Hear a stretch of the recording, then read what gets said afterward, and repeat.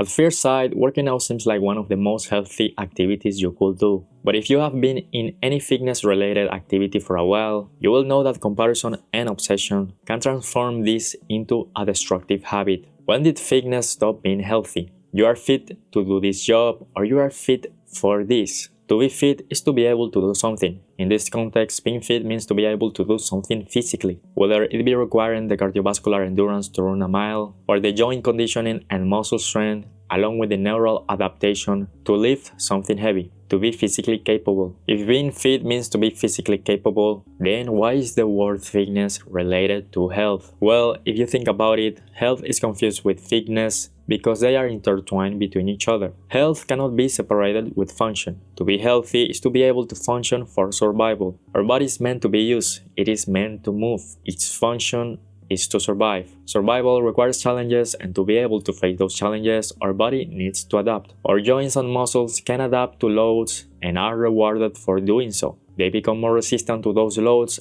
and they become stronger. Their effectiveness increases. When you consistently run, your cardiovascular system improves. You become more efficient at breathing while your heart pumps more blood in fewer heartbeats. The blood delivers the nutrients and oxygen necessary, along with removing the byproducts from our body. Improving your cardio therefore improves blood flow, which has a great role in overall health. We are rewarded for challenging and using our cardiovascular system. Our body's function is to survive, and to survive we must move. When we don't move or are sedentary, we stop using our bodies like intended, and therefore become unhealthy. That is why fitness is healthy. Obviously, physical capacity is not health in itself. If you are blind, that doesn't mean that you are unhealthy, although it probably means that you are going to die faster in nature. The same goes with a joint injury. If you put your joints to a really heavy load that they are not remotely close to endure, and do that enough times, you will injure yourself. Under good training, however, this will not happen. Therefore, any sort of fitness activity is in itself completely healthy and promotes health. It can only become unhealthy with the worst training possible. If engaging in fitness activities is not unhealthy, then what has made so many people think about it in such a negative way? How can fitness become unhealthy? Maybe it is the mental aspect of the activity, not the activity itself.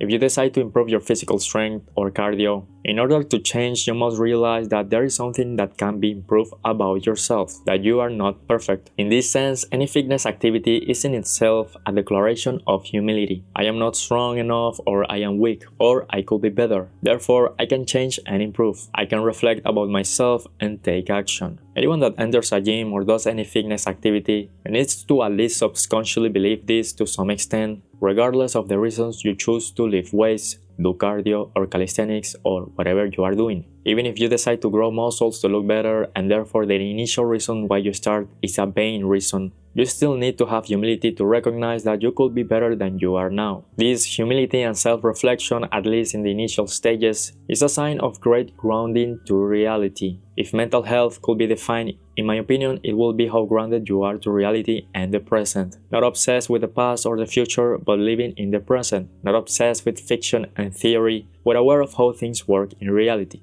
Despite the initial humility and self-reflection necessary to improve oneself and change something about us, the problem arises as we continue our fitness journey, not when we start it. There is always an initial reason as to why we work out. It can be for more muscle, to be more attractive, or more strong. Regardless of the reason, when you have decided to reach a goal, you become tied to the results of such a goal. Anyone that has a goal would like to see if he is doing good or bad. In this case, once we have a goal, we inevitably will engage with comparison. When suddenly people reach things 4 times faster, 4 times better, 4 times bigger, 4 times stronger than you ever will, you start thinking that you are worse and inferior than them. And it might as well be the case. Maybe you are worse at this than them, and there is nothing wrong with it. You might be training badly and could fix it, or they are blessed and you are not. It will be great if that will be the case, because you might as well feel inspired and you could learn something from him, or simply seeing him performing will be great. But it is not the only case. When you add performance-enhancing drugs to fitness,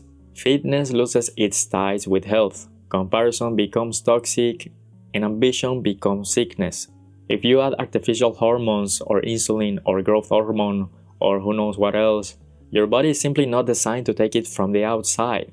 Playing with the natural balance of your own body is definitely not healthy or mentally sane. Not only that, but you become dependent on something your body should produce naturally in lower amounts. What happens when you choose and expect a goal that you cannot achieve? The drug user will not only reach everything faster, but will also break all natural limits. When a society shames the drug user, then their incentive will be to lie. And when there are lies in the amount of time you should reach your goals, it is normal to feel left behind. You start doubting anyone who is better than you, stronger than you, faster than you, better looking than you, with bigger muscles than you. This sort of creates a never-ending doubt that quickly becomes hostility. You can rarely admire someone because he could be a liar. Obviously, not everyone who is better than you is on drugs, and drugs most often than not do not make all the work, but it is a natural reaction to be doubtful, and as a consequence of this doubt, you can barely have anyone to admire when you realize that the use of drugs might be more frequent than you think. In real life, it wouldn't be a big deal because you almost never find somebody on PEDs, unless you go to a gym that is known for that. However, all of this is catalyzed with social media. Comparison is fine in real life because it happens in moderate amounts. However, with social media, you have endless opportunities of comparison. You might start developing a false sense of how you should be, and you will obsess about things out of your control, worrying about the length of your limbs, the height of your torso, your muscle insertions, your overall height, and how they have a role on how you look, and the performance of an exercise is futile since you cannot change them. When you know that social media rewards negativity, then it makes sense why fitness can be unhealthy. The pursuit of bigger muscles, of greater strength, or better performance are not in themselves unhealthy, even with obsession or passion, but it is the use of PEDs and social media that has made any fitness activity capable of being unhealthy for the mind and body. I will say it is impossible to completely detach yourself with results in any activity or goal. After all, having goals is great because it gives you a clear path, and achieving them is pretty great. You feel great when you achieve them and do not need to put anyone down. However, if you have ever felt that consuming fitness content